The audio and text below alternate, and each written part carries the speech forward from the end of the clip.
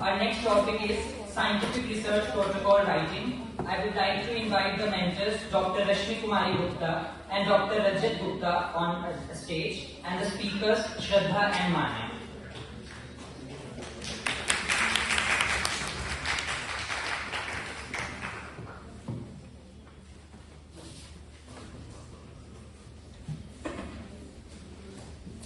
Good afternoon, everyone. My name is Shraddha.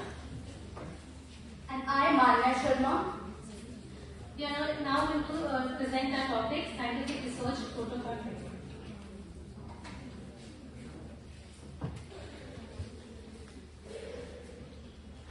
Our learning objectives for today: what is a research protocol, needs and benefits for a research protocol, components of a protocol, how to identify good protocol and avoid common mistakes.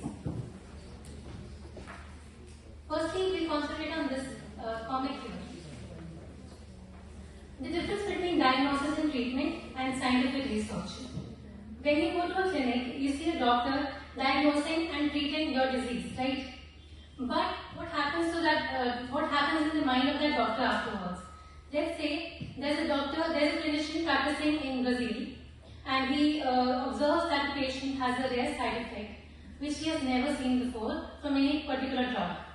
He publishes about that, and another clinician sitting in India reads about that and realizes a patient of his had a similar complaint. And then they publish about that, and similarly, it's a known fact that that drug has that particular research. So every advancement in medicine that has occurred till now is because of research and is because of our clinicians who have done their hard work in observing their patients and studying their case very well.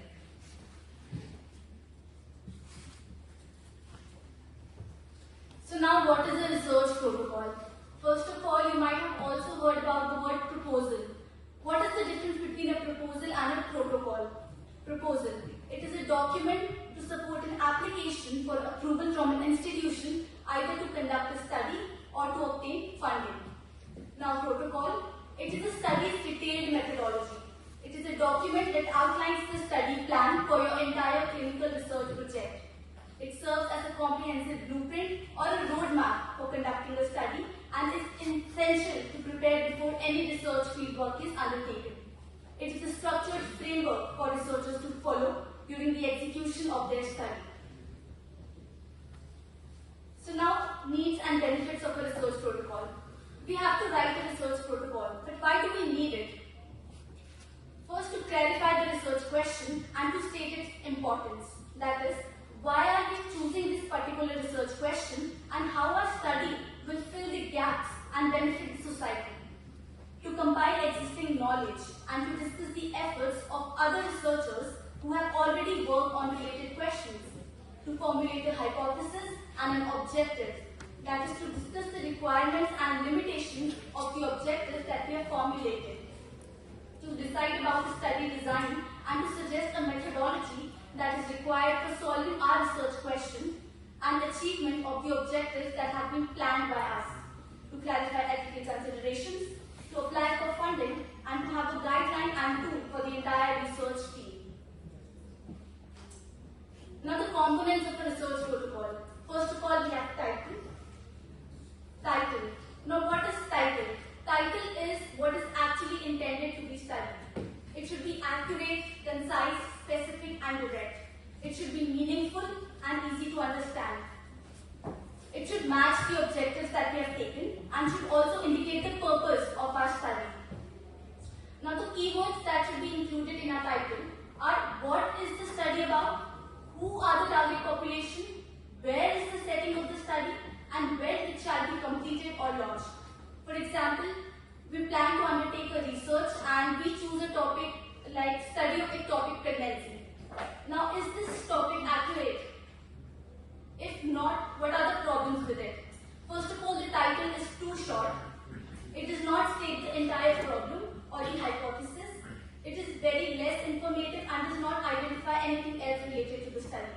So the more meaningful title here shall be Study of Ectopic Pregnancy in relation to mobility, mortality and intervention in a referral hospital. This is an example. Now introduction. What is the introduction? The introduction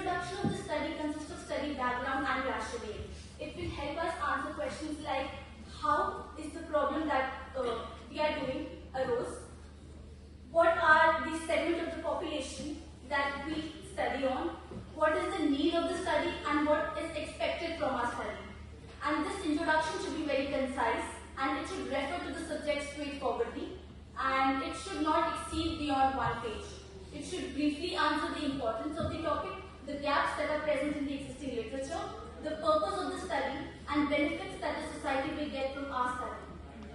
Now, while writing introduction, we have to follow a logical sequence. We have to start from a broader general concept, and then we have to funnel down to the 3 questions that are to be addressed. Now, review of literature. Review of literature is review of all the existing knowledge that exists and what all past research has been done on the subject. It identifies what already has been done in the past, all the knowledge gap that exists in a particular subject, and why is it important. Now, it is important because it supports the hypothesis that we have taken, it supports the experimental approach, it tells about the validity of the systems that have already been used, and the ability of techniques and experimental setups about the research that we have taken. Now, 5 C's about writing the literature review. First, we have to cite, keeping the prime focus of the literature pertinent to our research problem. We have to compare and contrast the various methodologies and arguments. We have to critique the methods and practices that have been used in the literature to avoid bias, and we have to connect the literature to our own area of research and investigation. Now, after literature review, we have objectives and hypothesis. Formulation of hypothesis. Hypothesis is basically an assumption regarding all the values and relationships of variables that needs to be tested. Like relationship between independent variables, for example, risk factors and predisposing factors, and dependent variables, for example, the outcome. It provides the basis of investigation and a proper direction in which a study should proceed. And it helps us to arrive at proper conclusions and observations. And hypothesis should be clearly defined, should be realistic, and should be evaluable. Now, the study objectives. The objective describes what a research project intends to accomplish. The objective should be SMART, that is specific, measurable, attainable, realistic, and time-bound. The number of objectives that we choose depend upon the number of objectives that we take, they depend on the nature of the research that we have chosen. We can have a primary objective, that is a general objective, and it tells about the main purpose of choosing the study, and it should be focused on one question. For example, to determine the prevalence of ESKD patients on hemolysis receiving EPO for anemia, and secondary objectives, and they can be multiple. And they can be independent or dependent on the primary objectives. For example, to evaluate the relationship between IPTH levels and parameters of anemia. Now I hand it over to my co-speaker. The next topic and the most important part of the protocol is the methodology. It depends on the hypothesis and the objectives of the research study. It explains various parameters and defines the variables. Now it has a lot of parts and it can be quite lengthy, so we'll rush through it. Firstly, the main thing to decide is the study design. What is a study design? Epidemiology, PSL. It can be analytical study, it can be descriptive study. We have this pyramid of evidence, and the weight of evidence increases as we go from the bottom of the pyramid to the top of the pyramid. As you can see, systematic reviews and meta-analysis, they are on the top of the pyramid. The study design provides the researcher a general plan of the entire research idea and the hypothesis that they are studying. They develop balanced, objective and meaningful information. The methodology also has to be okay. We also study the study population and study setting. Now, what is study population? The population that we choose to study. It can be adult population, pediatric population, geriatric population, pregnant females, reproductive group of females, anything like that. Study setting, hospital-based setting, referral hospital setting, PHC-based setting, urban setting, rural setting. You all read these kind of topics everywhere. Then sample size and subject eligibility criteria and sampling techniques. We'll talk about these with inclusion and exclusion criteria and operational definition. Now, what is inclusion and exclusion criteria? Very important, because when you choose your study population, you have a diverse population. If you choose, let's say, adults, just adults, they can be male, they can be female, they can be diabetic, they can be hypertensive. You need to have an inclusive criteria of what kind of population you have to choose, because you cannot study all of them, right? So, the inclusion criteria can be age group, type of disease, severity of disease, comorbidities, etc. These are very necessary for the subject to be considered as eligible in the inclusion of the study. Next we have is the exclusion criteria. This is the presence of which excludes that subject from our study. For example, you choose a disease that you have to study, but that person has a different complication that you're not looking forward to. So you exclude that patient from your study, right? And then operational definition. The definition of operational definition is very confusing. I'll just read that out for you. It is a definition of a variable in terms of the actual procedures used by the researcher to measure and or manipulate it. My mentors here helped me understand this as well.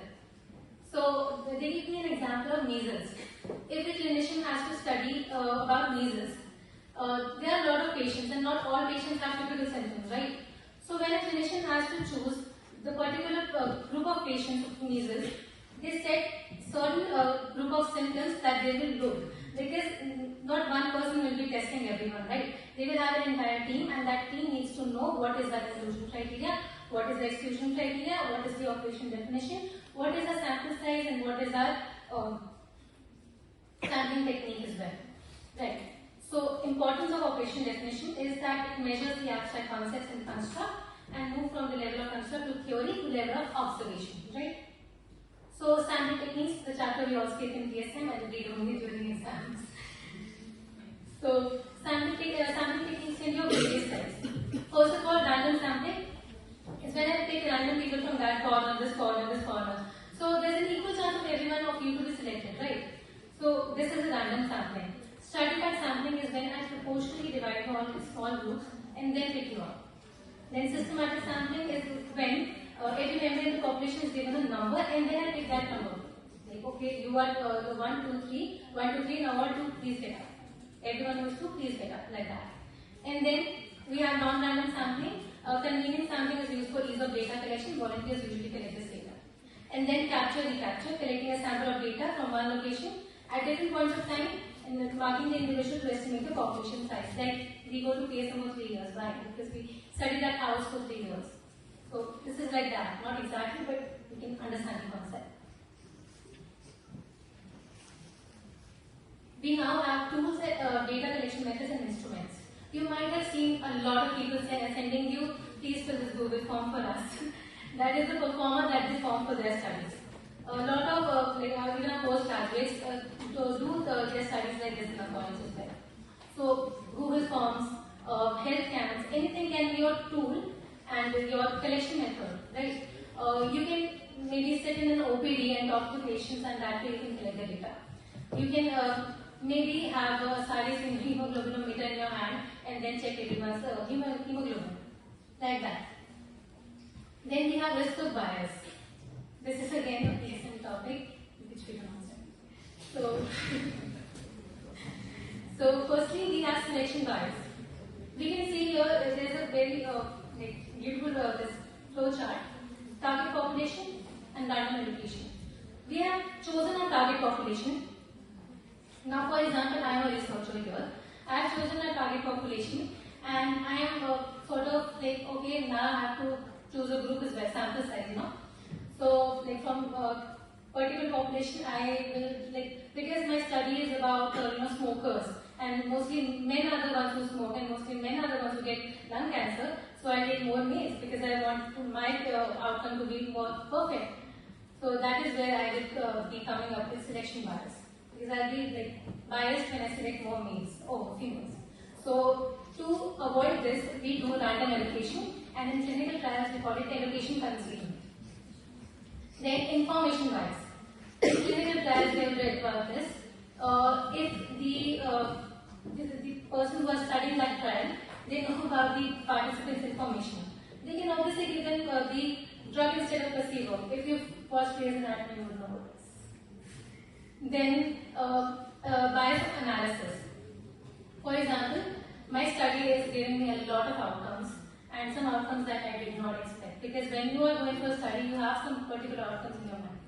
Some of them outcomes are something that I did not expect, like just the example of smokers, right? So like more of the females are also turning out to be having lung cancer. I mean, no, this cannot happen. Why? Because I wanted more males to have lung cancer.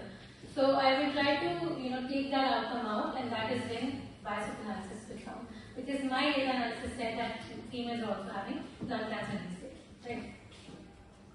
So ethical considerations, this topic will be taken in detail by my colleagues here.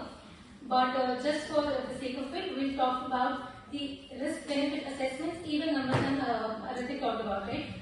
When we are conducting a study and taking that target population, we have to have an informed consent from them, a signed form from them, and also explain them in detail about the risk and the benefit of this assessment. For example, if it's a clinical trial, if they enter the trial, and they get the drug, what is the side effect of that drug? What is the benefit of that drug? And if they don't get the drug, what if they have gotten the placebo and they won't receive that benefit? So you need to tell them everything about what they are getting into when they are becoming a part of your study. Because we are all humans, right? We can't be experiments for everyone. So quality and report. Quality refers to the methods used to conduct a study, the way the study was actually done. We do quality assessment and quality assurance. Then report is the way the study was reported. So for reporting guidelines, we have different guidelines for different types of studies. For randomized controlled trials, we have a consort statement. For observational studies, we have SHOW. For systematic review and meta-analysis, we have PRISMA. PRISMA, a lot of people would have heard about. Then case report, care. Like this, we have a lot of these reporting methods. Now we come back to this quality and report. Elements of study quality that can be assessed by reading the study report.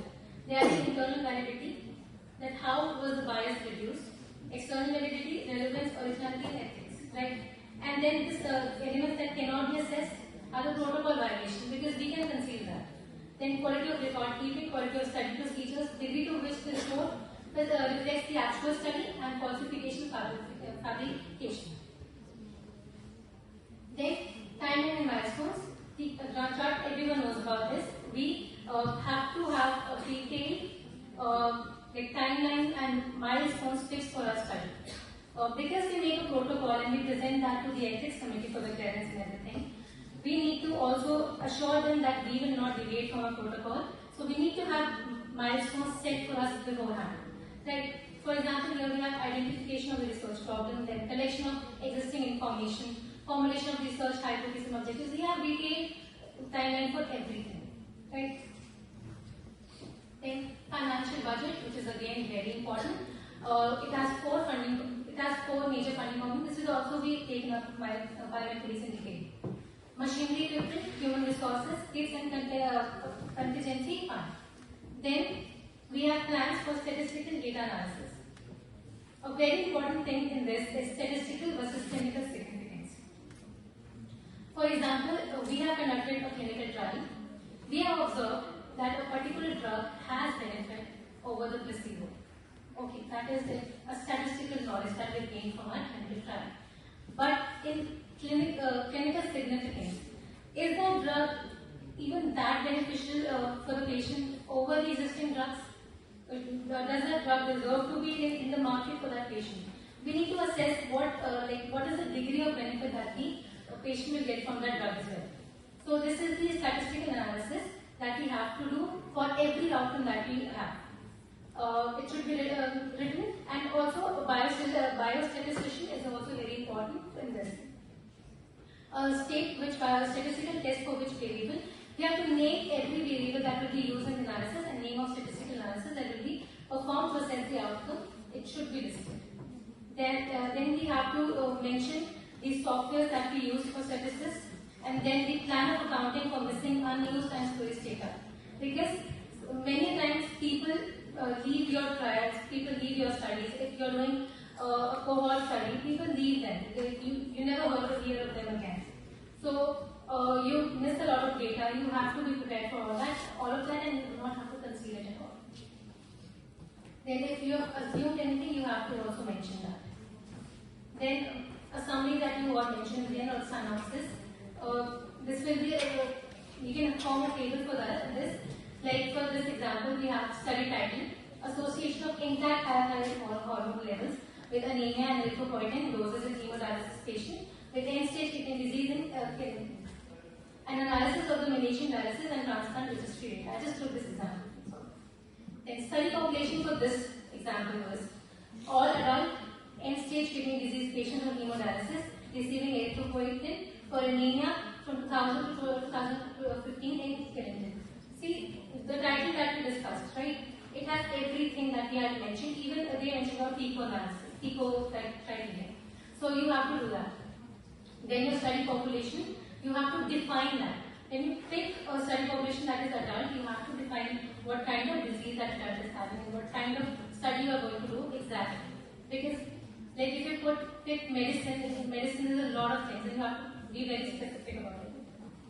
Then study design, what kind of study design you pick. Here they're taking retrospective cross-section study. Then the general objectives to determine the prevalence of end-stage kidney disease patients on hemodialysis receiving erythropoietin for anemia. And then the specific objectives, as Manya has said, they can be multiple. They don't have to be one, and they don't have to be even dependent on the hypothesis. Then study endpoints and outcomes. You have to write the expected outcomes because, like I said, you cannot be having that biasness. You have to write your expected outcomes, and then in the end, you have to mention the outcomes that you actually got from the study. And then the sample size. You get this from using different formulas for different studies. And then the study duration of what was the time period in which you had to study, like we got from the Gantt chart. Then the references, very important. You can see this number in brackets. This is the kind of bracket that we use when you have to refer any site that you use for writing your scholarly article. So as with any scholarly research paper, we must cite the sources that we use in composing our protocol and list them at the end, serial number wise. If you're using one, like you're using an article in the beginning, like maybe in the introduction, you have to write that at the first, in the end. Then we talk about good protocol and common mistakes. The good protocol should be adequately answer the research question. It should yield, it should be enough to yield the expected knowledge and allow another investigator to do the study and arrive at comparable conclusions. We go to PubMed. Like you would have heard about many databases. One of them, the most popular of them is PubMed. There's Web of Science, there's Scopus, there's Elsevier, there's a lot of things. So you can go there, let's just go home and then search. Whatever topic is of your interest, you go to PubMed, you go to advanced search, you write those particular mesh terms and then form a particular search strategy and then you search that. So that search strategy becomes very important in case of literature reviews as well. So when you find that literature review, you find a lot of articles that are specific to your outcome, to your case question, and you see that those articles are actually helpful for you. You choose that to write, you keep them separately, you save those links to work with them, because those resources are done so perfectly that you actually find them helpful. So your study should be like that for other people, right? Then common mistakes are you incorporate insufficient elements and underpower sample size should be justified if there's any. Then invalid or unreliable instrumentation should be tested. Improper statistics should be adequately analyzed. Then take home messages. The protocol writing is the most difficult stage of your research because it basically decides your entire future, the entire future of your research, right?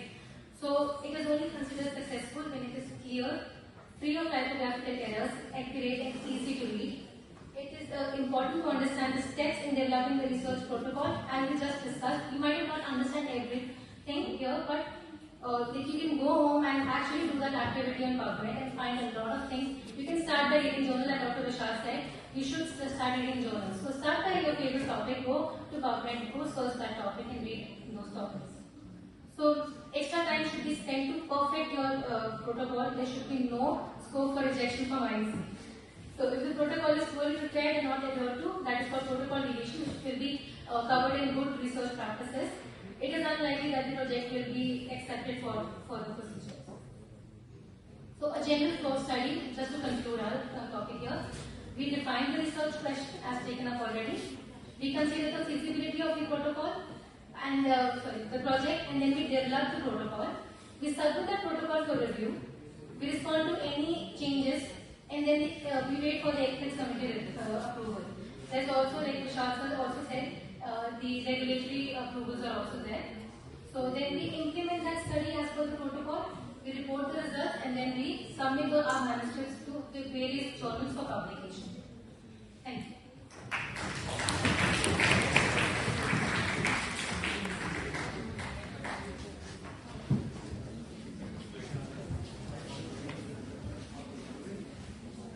Thank you, Dr. Shraddha and Dr. Manya, for a very nice presentation. I think the topic which was given to us, it was very extensive. So it was very difficult to summarize all the components of writing the research protocol within a 15 minutes, but I think they were some way able to justify that particular thing.